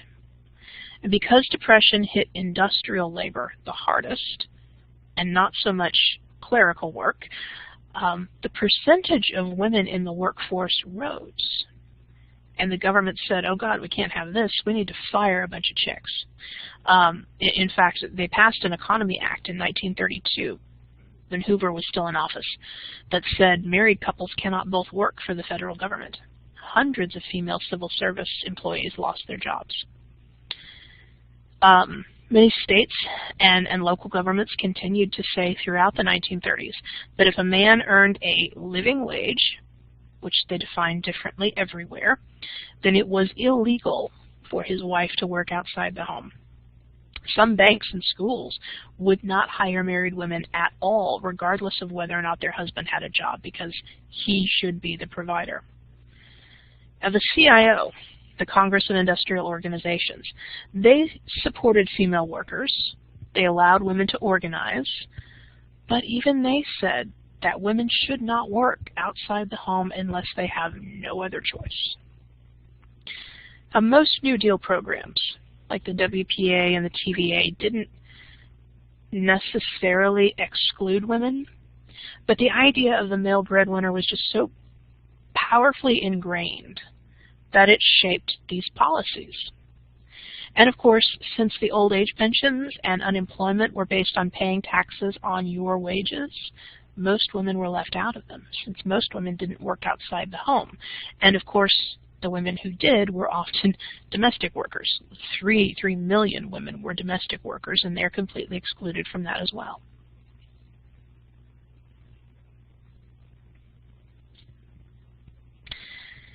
Now, FDR had intended for the federal government to represent all of the people, including folks that were typically left out. But the power of the Old South helped to mold the New Deal welfare state into an entitlement for white Americans.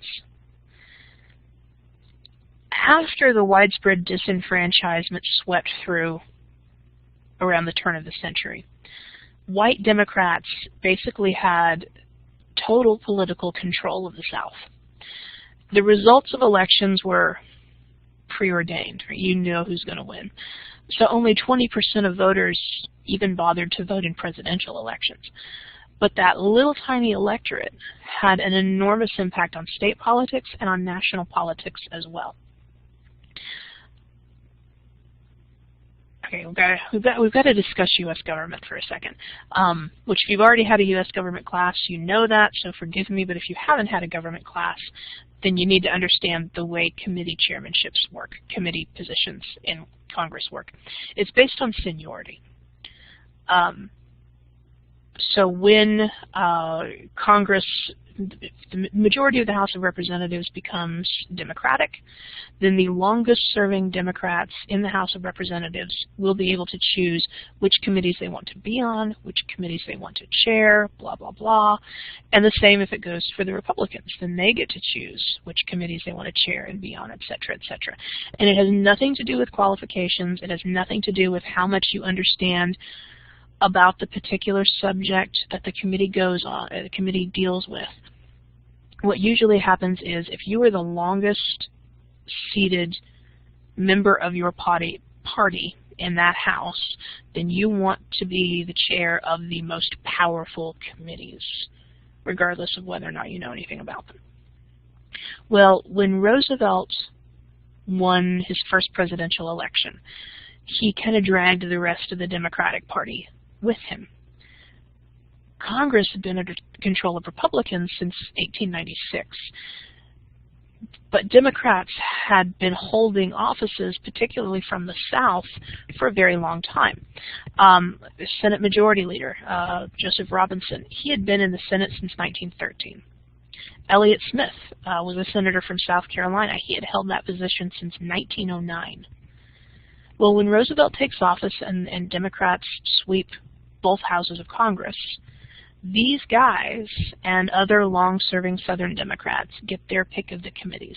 Like Ellison Smith, since 1909, when FDR took office, he became the head of 5 different committees. FDR needs their votes, right? They are the most loyal Democrats. He doesn't think he can challenge them and keep the Southern vote. So when these long-standing Southern Democrats come to him and say, hey, we want this law to say this, or we need it to be applied in this way, he will agree to those changes.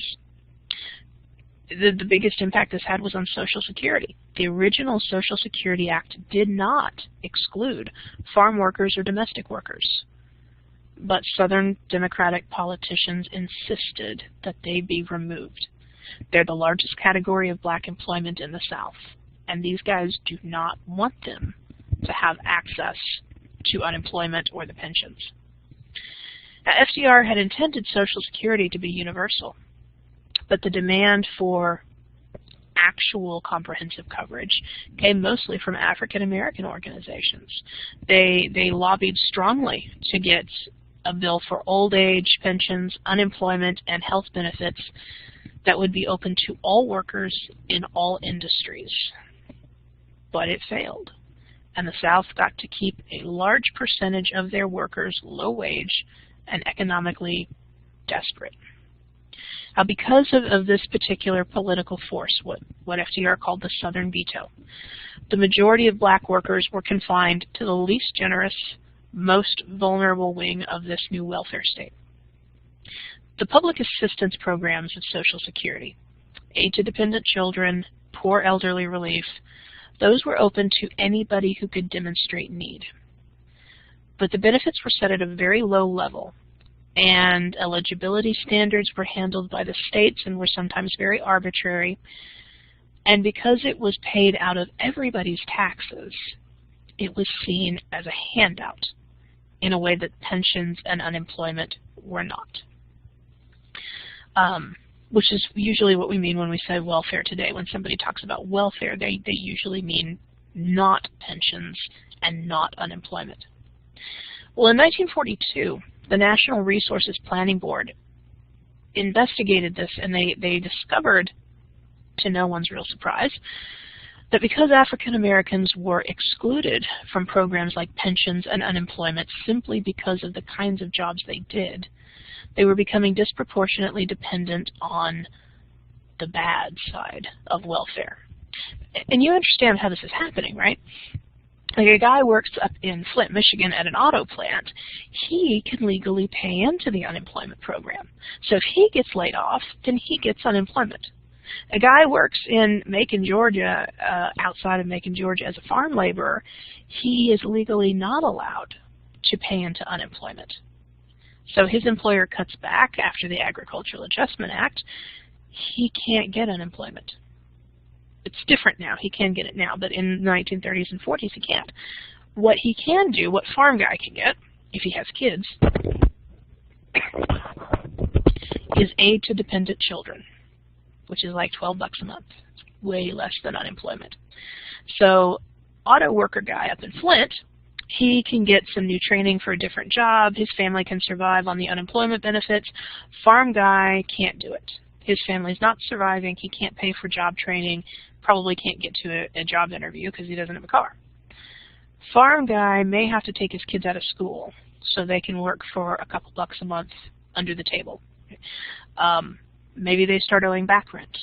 The hole is getting deeper and deeper and deeper for farm guy and his family.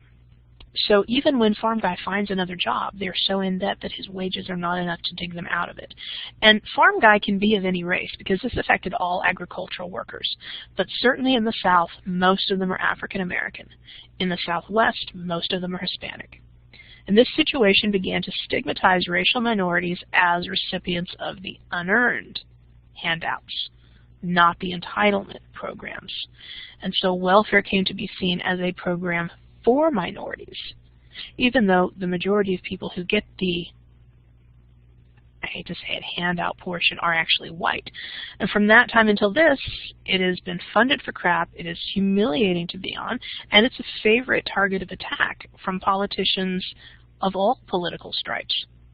Until finally the federal government demolished aid to families with dependent children in 1996. They replaced it with temporary aid to needy families, which is entirely run by the states. Now, overall, the Depression and the New Deal had a bizarre, complicated, contradictory impact on America's racial minorities. There was a new Commissioner of Indian Affairs under Roosevelt. His name was John Collier. And with his insistence, the FDR administration launched an Indian New Deal. Now, Collier wanted to stop forced assimilation. He wanted Indian tribes to have some of their autonomy, some of their sovereignty returned to them. You know, Indian children, like these kids at Haskell, had often been forced to go to boarding schools that were meant to completely wipe out their tribal heritage. Couldn't dress in their traditional way, were punished if they spoke their own languages, didn't see their families or anybody that they knew for the better part of a decade. Collier got rid of many of the boarding schools and replaced them with community schools, where, you know, you get up in the morning, you have breakfast with your family, you go to school, then you come home in the afternoon like every other kid gets to do. The boarding schools that did remain, like Haskell, became much more focused on academics instead of assimilation, or were supposed to. Just because the law says it doesn't mean that the change happens overnight. And there continued to be quite a lot of controversy about this. I remember even into the 1990s, quite a lot. But Haskell, what started as a Haskell Residential School, Haskell Indian Training School, I think was its first name, is now Haskell Indian Nations University. It's focused on academics. That was one of the changes that was started because of the Indian New Deal. Collier also increased spending on Indian health. You remember the Dawes Act. We talked about the Dawes Act in like the second lecture. It broke up Indian lands into individual plots. Collier got the Indian Reorganization Act passed, and that recognized that Indian nations have a right to collective ownership if that is what they want to do. The problem with that is the Dawes Act that ended collective ownership had been passed in the 1880s. It's 50 years later. Entire generations have grown up not having the old tribal ways, and they're not necessarily enthusiastic about going back to the old ways. Now, John Collier actually traveled to Miami, Oklahoma, to talk to the nations headquartered in Ottawa County. We've got 9 of them headquartered here, plus representatives from the Cherokee and the Osage and a couple of other nations came to meet with him as well. And what Collier discovered here was a lot of folks didn't want to go back to the old way. Collier's like a lot of folks from back east or from outside Indian country in general. He's got a very stereotypical idea of what Indians should be. And so he comes to Miami talking about how, they should be free to ride the plains and, hunt the buffalo as they have always done. You've got the Cherokee Nation going, I don't know what the hell you're talking about, but we've never lived in teepees, and our species of buffalo died out a couple of millennia ago, so we will keep the way we're doing things just fine. Thank you very much. Collier's stereotype is based on the stereotype of the Plains nations, not necessarily recognizing that every nation is different. The Indian Reorganization Act also, in addition to collective ownership, recognized the right of Indian nations to govern their own affairs as long as they do so in compliance with federal law. Now, the tribes tended to be happy about that. The states were pissed. The Indian Reorganization Act still stands, but at least once a year it is challenged by some state or another. State governments object to Indian nations being outside of state control, particularly if there's money involved. If an Indian nation wants to build a casino, wants to sell tobacco, wants to open a payday loan place, states will often challenge the Indian Reorganization Act to try and stop them from doing it, or at least stop them from doing it without paying the state for it. The New Deal did mark a really surprising radical shift in Indian policy, but the immediate impact was not huge. Living conditions on the reservations didn't improve much. Often what Collier wanted to do to help Indian nations conflicted with other government policies, like the WPA, Works Project Administration. They built the Grand Coulee Dam on the Columbia River out in Washington, and it provided a bunch of jobs, but it also flooded thousands of acres where the Colville and the Yakima Nation had hunted and fished for centuries. Nobody asked them if it was okay, and the irrigation water was not made available to them. Now, for Mexican Americans, the Depression was a fairly wrenching experience. The demand for labor, of course, fell. So 400,000 Mexican Americans were returned to Mexico, some of them voluntarily and some of them not so voluntarily. And about half of those encouraged to leave were actually native-born U.S. citizens. Now, those who remained mostly worked in pretty gritty conditions in California's corporate farms. The corporate farms benefited enormously from New Deal dam construction, from the Agricultural Adjustment Act. They didn't really pass it on, though. Now, African Americans were in many places the people hit hardest by the Depression. Even the ones who kept their jobs, which was pretty rare actually, they were usually last hired, first fired.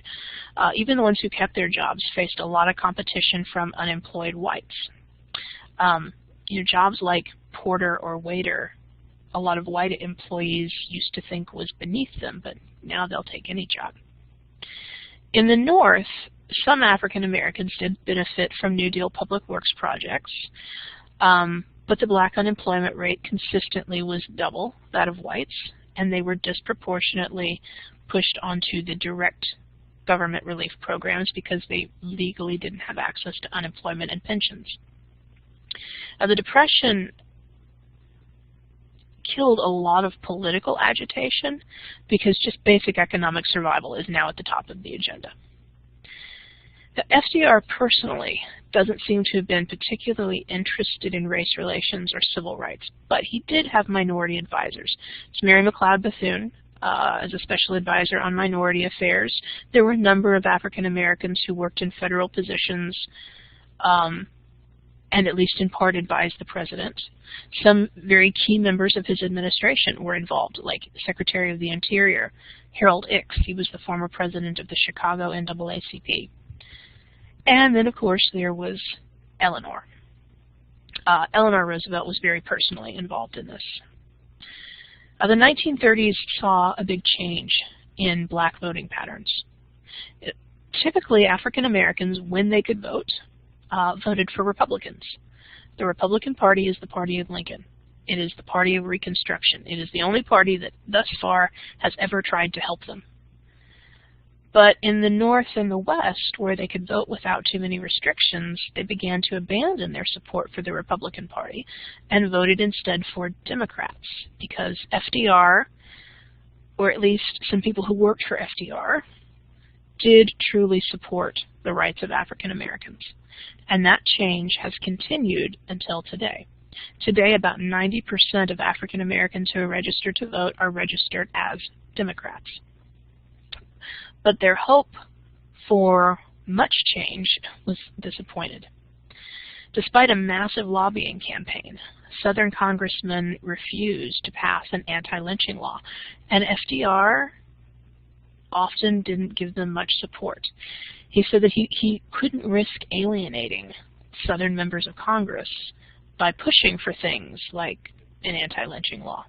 He allowed the CCC to build segregated work camps. He allowed the change to the Social Security law that would not allow access to unemployment or pensions for ag workers and domestic workers. He allowed the Fair Labor Standards Act to not cover ag workers and domestic workers, so 85% of black women were not covered by Social Security or Fair Labor Standards. A federal housing policy also reinforced old patterns, particularly segregation. Local officials were allowed to handle most national housing policy, and they typically did it in a way that reinforced racial boundaries. And it didn't matter if it was happening in the North or the South. Northern cities were just as bad.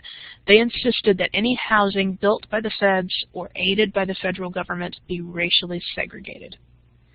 The Federal Housing Administration had no hesitation about buying up mortgages that contained restrictive covenants. A restrictive covenant means that you cannot resell your property to any person of a different race.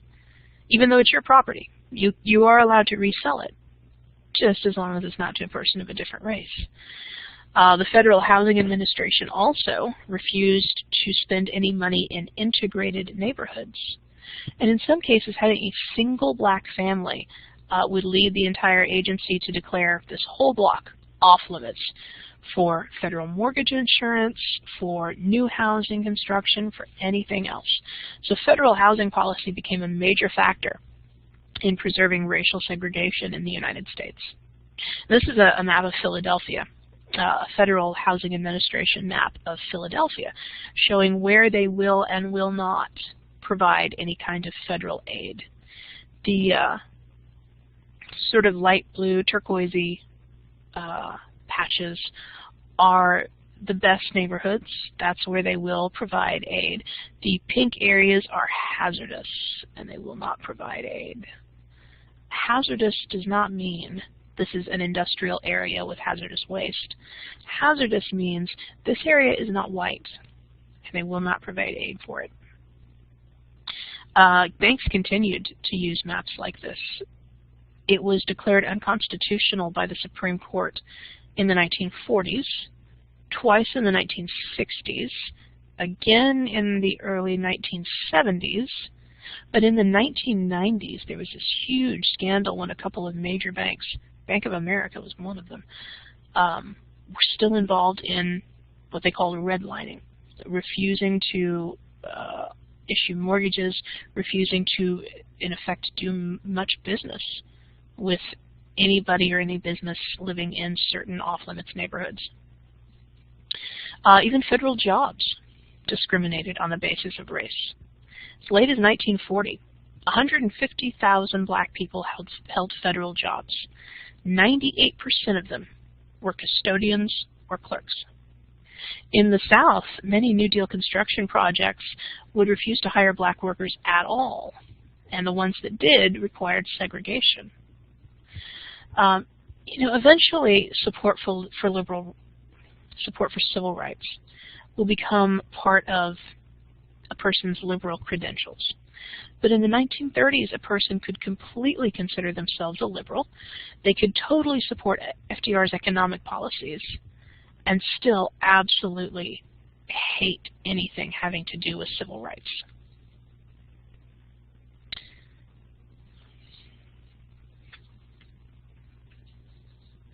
And in the mid-1930s, the left is kind of an umbrella term for more liberal New Dealers, plus labor radicals, plus socialists and communists, plus leftover populists. We'll call them the left altogether. They had a real influence on American politics and culture. And the CIO and the Communist Party worked together to create this kind of broad movement that helped, again, to redefine American freedom. Now, when the Depression started, the American Communist Party was just barely hanging on. After the Red Scare, after the repression of the 1920s, the Communist Party had become pretty obscure, very, very low membership. But during the 1930s, it grew to about 100,000 registered communists. A lot of the growth was because of the Depression. Many people believed that the Depression had been caused by this wholesale failure of capitalism. Capitalism itself was rotten to the core. No regulation will help. We just have to get rid of it and find an alternative. And that alternative could be communism. And the Communist Party was like, holy crap, people are interested in us again. We got to do something with all this. So they got involved in everything. They were trying to attract members and voters. They held demonstrations on behalf of the unemployed. They would fight the banks trying to foreclose on people's property. They fought for union recognition. They fought for civil rights. So a lot of different people were hearing about them in a positive way and were becoming more favorably inclined toward them. In the mid-30s, the communists really pushed to create an alliance between themselves and the socialists and the unionists and the more liberal New Dealers, and they called this altogether the Popular Front. And communism took on a sheen of respectability that it never had before and never will again. Earl Browder, the head of the American Communist Party, was even on the cover of Time magazine. It is a little bit funny, I think, that this party, which is not in itself democratic and which had very close ties to Stalin's dictatorship in the Soviet Union, still helped to expand freedom in the United States. But they did. The Communist Party helped to give people a much more militant spirit and a more diverse, I guess, pluralistic understanding of who could be American. Now, the Popular Front sank deep roots into the culture, into film and theater and music, and it hung on there a lot longer than it survived as a political movement. Now, social justice and political radicalism defined what it meant to be truly American. Ethnic diversity, racial diversity was part of the glory of American society, and the American way of life meant social equality, not this unbridled pursuit of wealth. In the 1920s, think we mentioned that. Intellectuals didn't think very highly of regular people. They tended to dismiss the people as being kind of ignorant and basically only being useful as consumers. But in the 1930s, with the growth of the Popular Front, small-town, regular working-class America was suddenly seen as the embodiment of democratic virtue. FDR even got in on it. He started saying things in his speeches like, "The common man is the heart and soul of our country." Does that sound familiar? Do we hear that in every election now? Talking about real Americans, talking about the heartland, talking about the common man. You didn't hear a whole lot about the virtues of the common man before the Popular Front. You heard a lot about ignorant immigrants, you heard a lot about backwoods farmers and why they should not have a place in government. But that changed in the 30s. Even artists and writers focused on the daily lives of ordinary farmers, urban factory workers, and art about the people became really popular. Dorothea Lange's photographs of migrant workers. The Federal Music Project sent collectors out with tape recorders, reel-to-reel tape recorders, to record people's grandparents singing genuine American folk music. Films celebrated very populist figures, folks who would have been huge, in the 1880s and 1890s as part of the populist movement, who challenged corruption and defeat the banks and the businesses and the bad politicians. Like Gary Cooper made this movie called Mr. Deeds Goes to Town, and it is regular, nice, small-town American man fighting against big corrupt corporations. And Jimmy Stewart made Mr. Smith Goes to Washington, and it's this regular, normal, virtuous, small-town man fighting against big corrupt government. And that's kind of what this Popular Front is about. Regular, ordinary Americans fighting big corruption in some way. Now, the Democratic Party was clearly not going to fight for civil rights, but the Popular Front and its coalition did. They really tried to promote the idea that strength lay in diversity and tolerance and rejecting racial hate and class hate. The CIO unions actively promoted racial inclusiveness. They accepted African Americans and Mexican American members. The Popular Front culture also presented a new idea of American history. They talked about the good parts, the heroic parts, but they didn't shy away from criticizing where we got it wrong. Martha Graham's modern dance masterpiece, American Document, first produced in 1938. It had scenes focusing on the Gettysburg Address and the Declaration of Independence, but it also touched on the plight of the unemployed and the treatment of Native Americans. The Popular Front and its social vision presented Americans as not just middle-class white Anglo-Saxon Protestants, but said that you could be American, and it's okay to be American if you're an immigrant, if you're working class, if you're Catholic, if you're Jewish. There's a very popular song called Ballad for Americans. It was a national hit that is like a 9-minute long song, but it lists all of the different people who could be American. Office clerks, farmers, factory workers, it's this whole list, basically. It's kind of fitting that the chart-topping version of that song was sung by Paul Robeson, who was an African-American singer. This Popular Front culture strongly condemned racism as being incompatible with true Americanism. Another central element of the Popular Front was its fight for civil liberties, particularly the civil liberties necessary to protect labor. Now, the fight for unions, just like it had in the Progressive era, just like it had in the 1920s, encountered a lot of restrictions on freedom of speech, freedom of assembly, freedom of the press, all of those things. Beginning in about 1936, Robert La Follette Jr. He was the son of the former governor of Wisconsin, who had been such a huge deal in the Progressive era. La Follette Jr. headed up a Senate subcommittee that began to investigate the conditions of workers and the way that their employers responded to their grievances and to their attempts to form unions. And it exposed some really nasty methods that employers used to keep their workers from organizing, like spying on them, not just at work, but in their personal lives, using private police forces against them. The committee reported that there were some parts of the country, like industrial California, that seemed to treat their workers like they were in a dictatorship and not in the United States. Labor militancy helped to produce an important change in our understanding of civil liberties. Before, if we thought of them at all, we thought of them as freedoms that needed protection from government infringement.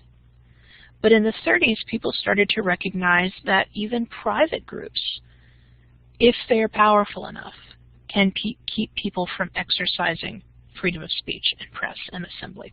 So as a result, the federal government started taking steps to protect First Amendment freedoms. By the time we start looking at what's happening in the rest of the world, civil liberties had taken a central place in the New Deal understanding of freedom. In 1939, the Attorney General, the U.S. Attorney General, established a Civil Liberties Unit in the Justice Department. And the Supreme Court began to protect more civil liberties. The court began to insist that guaranteed freedom of thought and expression were essential to every other form of freedom, so therefore they deserved protection by the courts. Now, you might point out that, in fact, civil liberties deserve protection by the courts by virtue of being in the Constitution, but, you know, why ever they start to protect it, I guess that's good enough. The court began to throw out convictions of people who'd been arrested for speech or assembly, things they said, people they were with. They overturned laws that prohibited picketing during strikes. In fact, since 1937, the largest number of state and national laws that the Supreme Court have overturned have been the ones that infringe on civil liberties. Now, this new love for civil liberties was not universal by any means. In 1938, the House of Representatives established the House Un-American Activities Committee to investigate disloyalty. Now, their definition of un-American included communists, labor radicals, pretty much anybody to the left of the mainstream Democratic Party. Their hearings did not uncover a single actual spy, but it led to dozens of federal employees being fired on basically unsubstantiated charges of subversion. By that point, the New Deal, as an era of change and social reform, was pretty much over. One reason for the end of the New Deal was that more and more Southern Democrats were being very critical of FDR's policies, and in particular of the direction that they thought he might go in the future. In 1938, FDR's administration released a report on economic conditions in the South, and the president specifically referred to the southern states as the nation's #1 economic problem. Now, the report showed that the South was way behind the rest of the country in terms of industrialization, in terms of investment, in terms of access to education and health care. The report showed that the Southern per capita income, the state income divided by the number of people, was half that of the rest of the nation. Now, I know you remember, because it's a very short class, you remember when we first started talking about problems in the Southern economy, like the very first lecture. And we talked about how one of the goals of Reconstruction was to help build up the Southern economy. And part of the reason that Reconstruction failed was because Northern investors didn't want to take that risk. 60 years later, the South is still lagging behind. The failure of Reconstruction, the collapse of Reconstruction in 1877, directly contributed to the problems that the South faced during the Depression in 1937. Now, until the late 30s, most prominent Southern Democrats had been pretty strong supporters of the New Deal. They used their positions to shape the laws to allow themselves to have the most benefit and the most control, but they did still support FDR. After this report, though, Southern business leaders and political leaders began to be afraid that if the federal government kept sticking its nose in, it will encourage labor unions to form. They don't like that. And it will upset race relations. Well, upset race relations from the white perspective, because they were already pretty upsetting from the black perspective. FDR began to believe that the future of the New Deal would require a liberalization of the South. And these Southern Democrats don't want to liberalize. So in the 1938 congressional elections, FDR tries to convince Southern voters to kick out, your Elliott Smiths and guys who've been in since 1909 and 1913, and replace them with younger politicians who will support him more. Yeah, right. Southern politicians, Southern voters, by and large, returned the same old people, and if possible, found even more conservative alternatives. And in the North, middle-class voters were a little freaked out over the economic downturn in '37, and some formerly Democratic districts voted for Republicans instead. And that's kind of a disaster for FDR. And we end up with this period of political stalemate. For many years, a conservative coalition of Southern Democrats and Northern Republicans dominated both houses of Congress. Any further New Deal programming was basically impossible to happen, and Congress even started trying to abolish some of the older New Deal programs. Like they rejected a bill in favor of national health insurance. They said that it would cut into doctors' earning potential.